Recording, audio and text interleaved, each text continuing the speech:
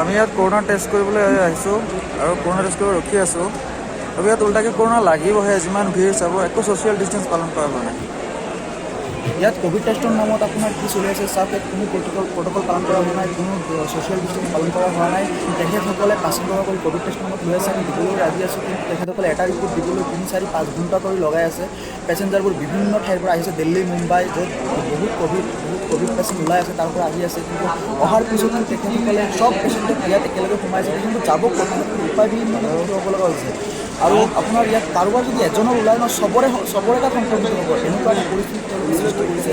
এতিয়া শুদ্ধ ৰিপৰ্ট ওলোৱা নাই, তেখেতসকলে কোভিড টেষ্টৰ নামত পইচা লোৱা চিষ্টেম কৰিছে। তেখেতসকলক ৰিপৰ্ট কৰিব গ'লে অভদ্ৰামী ব্যৱহাৰ কৰে। কেনেকুৱা ধৰণৰ ব্যৱহাৰ কৰে চাওক। মই 3 ঘণ্টা ৰখিলোঁ, উপায়বিহীন হৈ তেখেতসকলক মই ক'বলৈ বাধ্য হৈছোঁ যে দিয়ক ৰিপৰ্টটো দিয়ক। পাইছেনে দাদা? চাওক, আমাৰ দুখনটো চাওক। আপোনালোকে চিষ্টেমত মানুহক ফচাই এনেকৈ ৰখাই থ'ব নালাগে ন।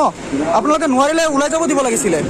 আমি প্ৰাইভেটত কৰি ল'লোঁ হয় ন, প্ৰাইভেটত কৰি ল'লোঁ হয়। মই ৰখিছোঁ, আপুনি মোক 2 মিনিটত দিয়ক। আপুনি 2 মিনিটত দিয়ক, 2 মিনিটত দিয়ক। 3 ঘণ্টা হ'ল ৰখি আছোঁ ইয়াত, আপুনি ক'ত আছে? তেখেতসকলে ৰেপিড টেষ্ট কৰি আছে। ৰেপিড টেষ্ট কৰিবলৈ আপোনাৰ মাত্ৰ 5 মিনিট সময় লাগে।